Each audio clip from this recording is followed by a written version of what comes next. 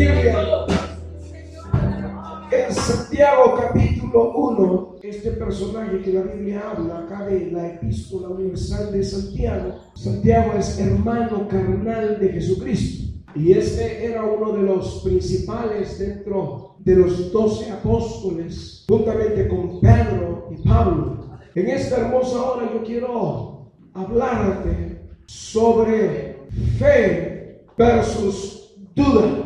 ¿Sabes por qué le colocamos este tema? Porque hay ocasiones en las cuales los hijos del Señor tienen fe y dicen: amén, varón, vamos para adelante y Dios va a hacer cosas grandes, Dios va a llenar la iglesia, y de repente, ¡pum!, llegan pocos al servicio en otro día y todos se quedan cabizbajos dudando: ¿será que va a crecer la iglesia? Hay veces de que pedimos, pero no pedimos con fe. Capítulo 1, verso 2 dice: honrando a Dios Padre, Hijo y Espíritu Santo. Hermanos míos, tened por sumo gozo cuando os halléis en diversas pruebas, sabiendo que la prueba de vuestra fe produce paciencia.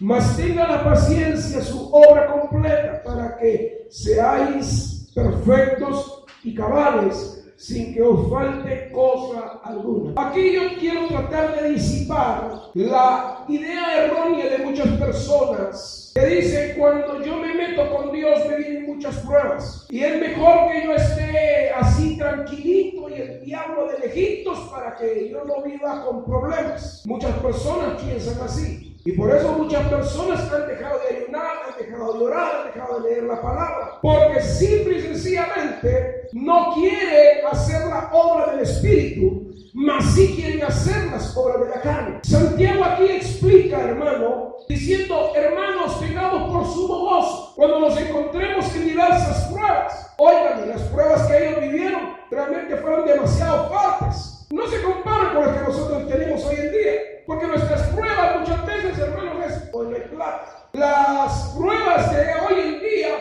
me quedé sin trabajo. Las pruebas de hoy en día, nadie me entiende, nadie me quiere, todos me abandonan. Porque realmente, hermanos, las pruebas a las cuales Santiago se refiere eran, hermanos, aquellas pruebas donde los sacaban a empujones de las iglesias, donde los apedreaban, donde les pegaban con vara, donde les pegaban con látigo, donde les hacían callar en las plazas predicando la palabra. Pero una de las grandes cosas que Pedro decía: no podemos dejar de hablar y de callar las cosas que hemos vivido y hemos sentido en la misma presencia de Dios. ¡Aleluya! Por esa razón Santiago se levanta y les dice: hermanos míos, tened por sumo gozo cuando os halléis en diversas pruebas, sabiendo que la prueba de vuestra fe produce paciencia. Hermano, me impacta porque dice también: para que seáis perfectos y cabales. Hermano, definitivamente para que este cuerpo sea moldeado y sea alineado como Dios quiere para poder llevar esta alma al cielo, hermano, tiene que ser igual que cuando uno agarra un trozo de madera y empieza a darle una forma conforme a lo que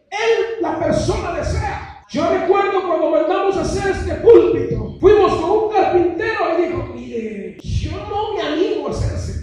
Es que esas curvas que usted quiere son muy difíciles de hacer. Y eso de que usted quiere que el vidrio quede metido, yo no me animo. Y fuimos con otro, era cristiano, y dice: buena cosa le gustan a usted, sierva. Buen desafío me trae, porque a mí me impactan las cosas que son para Dios, porque las cosas que son para Dios tienen que ser bien hechas, con detalles. Y este lo dice. Ahora bien, ¿qué se imagina usted, hermano, si la madera hablaba cada vez que la cepillaban en esa curva? Hubiese gritado, hubiese llorado si hubiese podido. Si hubiera podido, también le hubiera salido sangre. Pero, mire, hermano, hoy usted puede ver este púlpito y dice: qué hermoso este púlpito. Hermano, cuando Dios te mete a la prueba y empieza a moldearte esas curvas, empieza a moldearte, hermano, tus asperezas, empieza a moldearte el orgullo, empieza a moldearte, hermano, la vanagloria, empieza a moldearte, hermano, todas esas cosas que no sirven para Dios, porque las cosas de Dios, hermano, dice la Biblia que lo que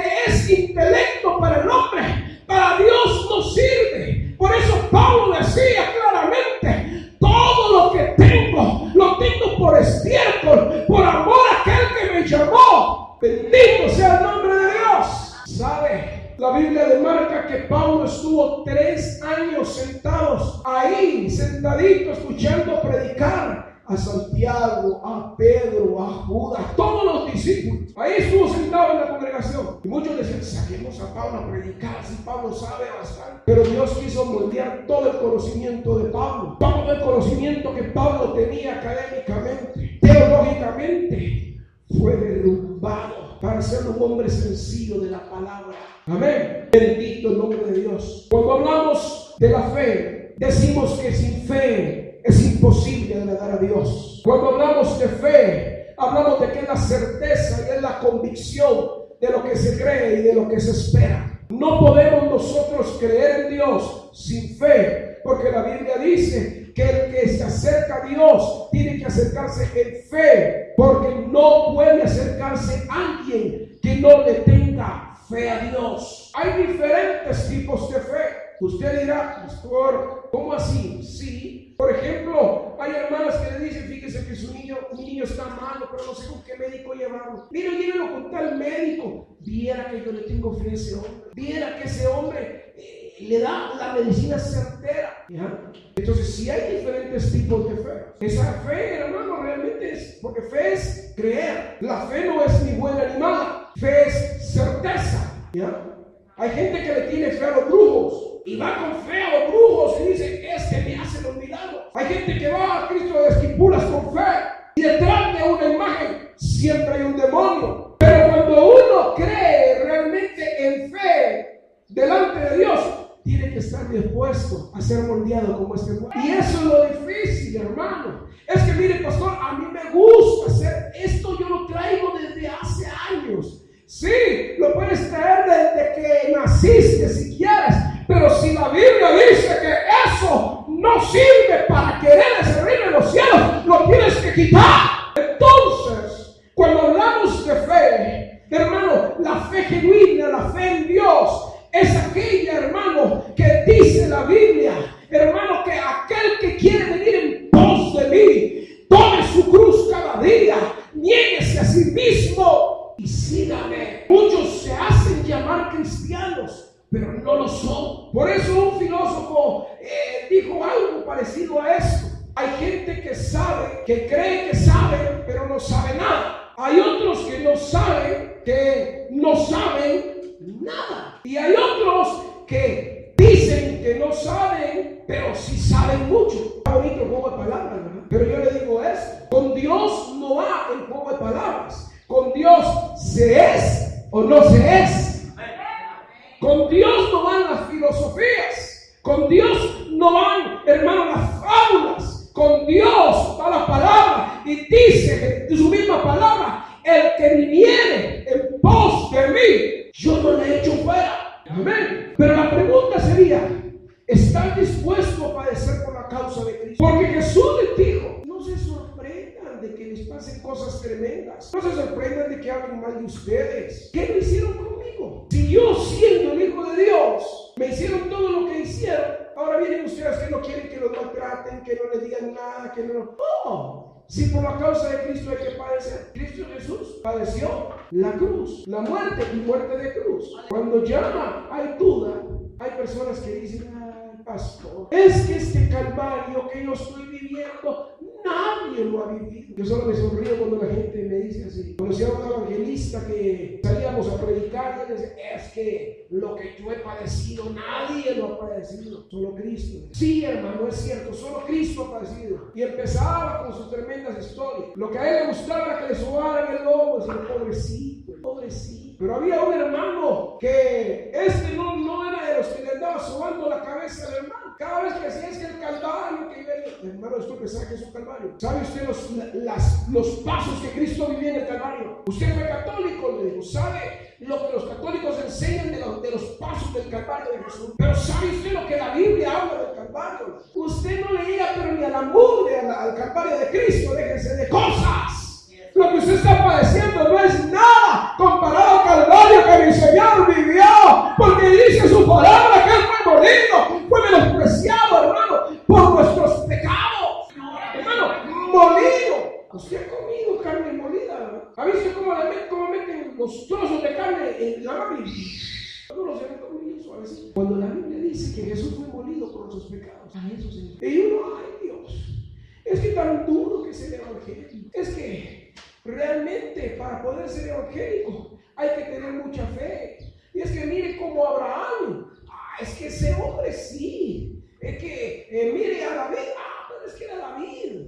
Pero mire, es que Elías, ese Elías descendió fuego, pero era Elías. Pero este mismo Santiago demarca y dice que Elías fue un hombre sujeto a pasiones igual que a nosotros, pero que oró fervientemente al Señor y pidió que no lloviera y no llovió. El problema que muchas veces tiene el cristiano, hermano, es que cuando le viene la prueba no clama, solamente se queda esperando, como en una de las clases que yo le decía a los líderes. Hay dos formas de esperar en Dios: o te sientas en una silla y esperas que Dios te levante y te pegue un coscorrón y te muevas, o la otra, donde tú dices, estoy esperando en Dios, pero estoy de rodillas ante el altar, estoy ayunando, estoy orando, estoy leyendo la palabra y le estoy diciendo al Señor, ¡heme aquí! Bendito el nombre de Dios. Por eso, hermano, cuando hay mucha duda, el cristiano, hermano, quiere vivir como un mundano. El cristiano no quiere realmente hacer las cosas de Dios, quiere hacer las cosas del mundo. Y la Biblia dice, para aquellos que dudan, dice la palabra aquí mismo, que aquel que duda es como la onda del mar, que es movida de un viento por otro viento, de un lado a otro. Pero aquel que pida algo, no crea que va a recibir, porque Dios no está con los que dudan, porque el que duda no puede tener fe, pero tú sí tienes que tener fe, porque desde el momento en que viniste a Cristo Jesús y lo aceptaste, tú fuiste sellado con el Espíritu Santo, y Dios no te da un espíritu de cobardía, sino un espíritu de poder y de dominio propio. Bendito el nombre de Dios. Por esa razón tenemos que despojarnos y decirle, Señor, hazme más como tú. Y cuando tú le dices, hazme más como tú, el Señor dice, ven a mis brazos, hijo lindo. Eso es lo que estaba esperando de ti. Eso es lo que quiero de ti. Y empiezas a meterte en el proceso. Y cuando entras al proceso, empiezas, ya levantó la mano. Oye, ya le quitó el polvo a la Biblia y agarra para la iglesia. Ve, hoy ya no pareces señorita. Oye, ya pareces vieja con la forma en que te vestís. Pero no importa que te diga, lo importante es que Cristo Jesús diga, ven, hijo mío, en lo poco me fuiste fiel, sobre lo mucho te pondré, entra el rebozo de tu Señor. Tenemos que luchar por caminar. Hermano, hay cosas que tanto a la mujer como al hombre no le agradan. Quitárselas. Yo le comentaba a mis hermanos que cuando yo empecé a predicar la palabra, por allá por la edad de, el primer mensaje que prediqué apenas tenía como 10 años. Pero ya cuando uno es joven, por lo regular, lo que le gusta son los pantalones de lona. Y en aquel entonces, allá por los 80, eran aquellas camisas cuadriculadas, tipo vaquero, y pantalón de lona, botines. Y mira el pastor, ¿no? Y así andaba. Y algunos pastores me decían, pues, hermano, ¿y usted así va a predicar? Sí, hermano. ¿Por qué? Me dices, ¿no es un siervo de Dios? El pantalón y la camisa no predican. El que predica soy yo. Y el que me respalda la palabra se llama Jesús. Y me rascaban la cabeza los pastores. No encontré a un pastor que me diga, disculpa, hermano, siéntese y oiga la palabra y aprenda y nazca de nuevo para poder predicar. No me topé con ninguno de ellos.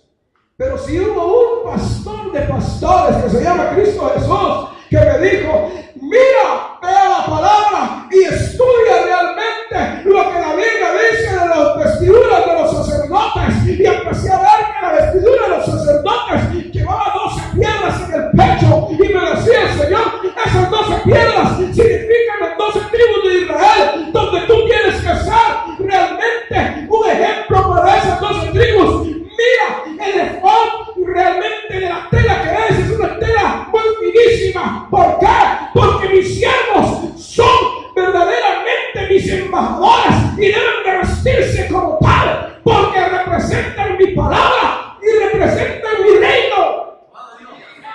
Y yo doblé mis rodillas y le dije: papá, tú sabes que no me gusta la corbata, tú sabes que no me gusta el pantalón, tú sabes que he predicado la palabra y siempre he dicho: no es el pantalón que predica, no es la corbata la que predica. Sí, es cierto, lo has dicho, pero aquí yo te digo: si quieres ser mi siervo, vístete como siervo, porque si no, no predicas mi palabra. Y desde esa vez, hermano, el pastor, aunque sea allá en la costa, tiene que usar corbata, se pone manga larga y se pone pantalón de vestir. Y muchos me dicen: pastor, quítese la corbata, hombre, mucho calor, quítese la formalidad. No puedo, es la vestidura que Dios me ha dado para predicar su palabra. Pero también ha servido que donde yo vaya, en las calles, la gente se me queda viendo y me dice: usted es pastor, ¿verdad? Sí. ¿Por qué dice usted? Porque se le nota, no solamente en su condición, no solamente cómo habla y cómo se expresa, sino en su vestuario. Porque hoy en día hay muchos cristianos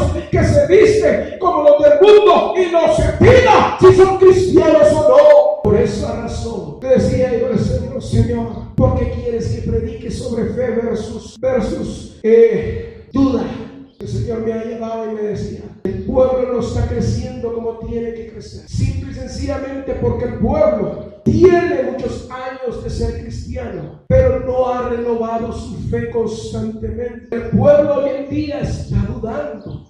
Hoy en día el pueblo duda, me decía, si realmente Cristo va a venir o no va a venir. Porque he escuchado predicadores que dicen que Cristo no va a arrebatar a la iglesia. Pero tú escudriña la palabra, párate firme y predica de la fe y predica de la venida del Señor. Ahora yo te digo esto: yo puedo ver un montón de hermanos en la iglesia, pero dentro de mi corazón, dentro de mi convicción con fe, yo le he dicho: Señor, no importa cuántos hermanos sean los que estén en la iglesia, pero yo te ruego y te suplico que los hermanos que están en la iglesia vayan conmigo al cielo, porque yo no quiero juntar leña para el infierno, y tampoco quiero, Señor, como le dijiste a aquel siervo, un siervo que en una ocasión le dijo, se sentó allá atrás y le dice: mira, Padre amado, 5,000 almas, tengo 5,000 miembros en esta iglesia, Señor. Soy uno de los pastores más orgullosos porque tengo una de las iglesias más grandes de este pueblo.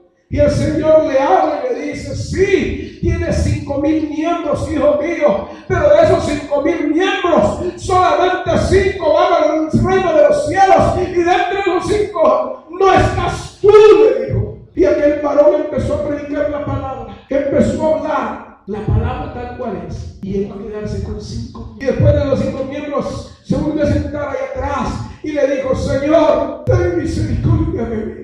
Mira cuántos se burlan, mira cuántos realmente hacen terrible oprobio contra el ministerio que tú me has dado. Porque mira, Señor, después de haber tenido 5,000, solo 5 tengo. Llorando delante de Dios, el Señor le vuelve a hablar y le dice: no temas, porque muchos son los llamados, pero pocos son los escogidos. Y de esos 5 miembros, juntamente con tu familia, serán levantados.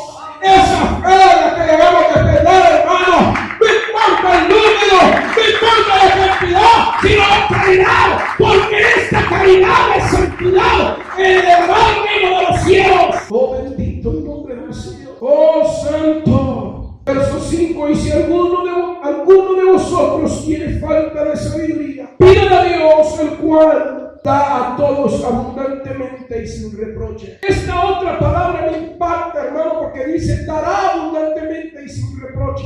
Aleluya. Y cuando hablamos de sabiduría, hermano, no nos referimos a la sabiduría humana, porque la sabiduría humana, dice la Biblia, que es animal y diabólica, sino que se refiere a una sabiduría espiritual. Porque cuando uno como cristiano llega a tener la sabiduría espiritual, hermano, no anda viviendo con lujos, sino que anda viviendo, hermano, para agradar a Dios, como la palabra de Dios dice: no por vista, sino por fe.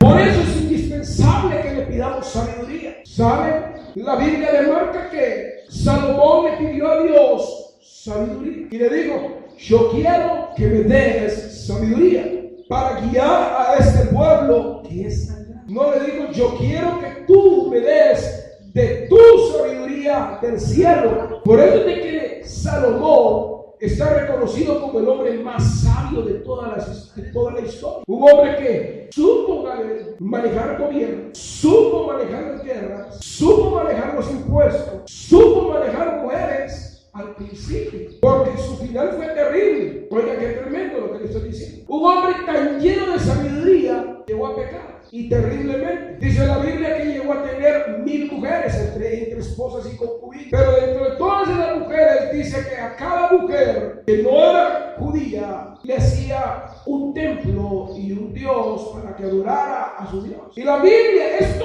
es igual. Oiga bien, esto es igual a lo que hoy en día muchas personas piden. ¿Cómo así, pastor? Sí, ahorita se lo explico. Esto es igual.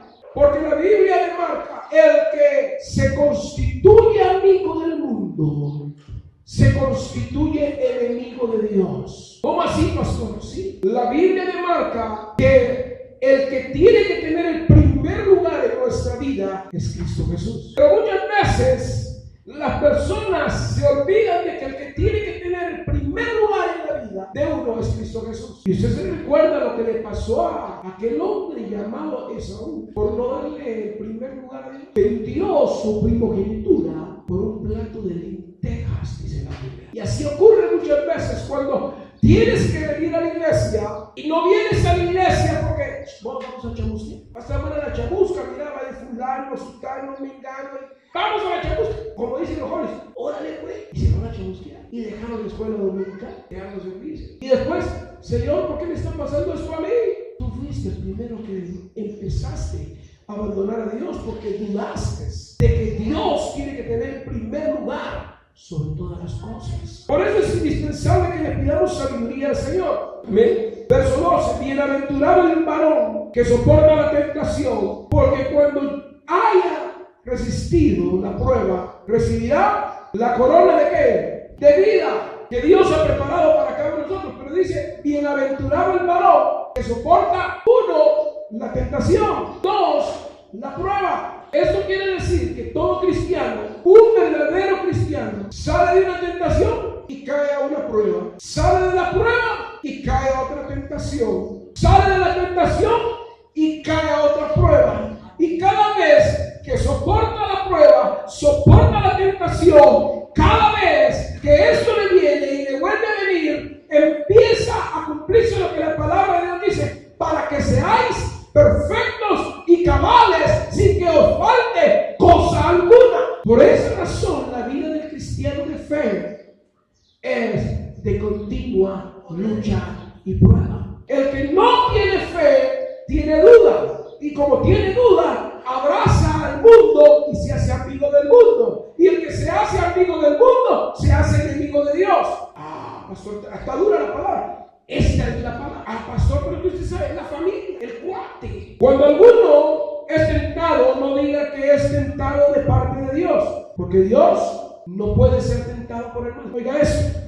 Cuando alguno es tentado, no diga que es tentado de parte de Dios, porque Dios no puede ser tentado y Dios no tienta a nadie, sino que cada uno es tentado cuando de su propia concupiscencia es atraído y seducido. Entonces, la concupiscencia, después que ha concebido, da a luz el pecado, y después, hermano, de haber concebido el pecado, viene la muerte. Yo no sé si usted en alguna ocasión que ya tiene años de ser cristiano ha dicho: ay, hermano, ni cuenta me di cuando sentía había pecado. No sea mentiroso.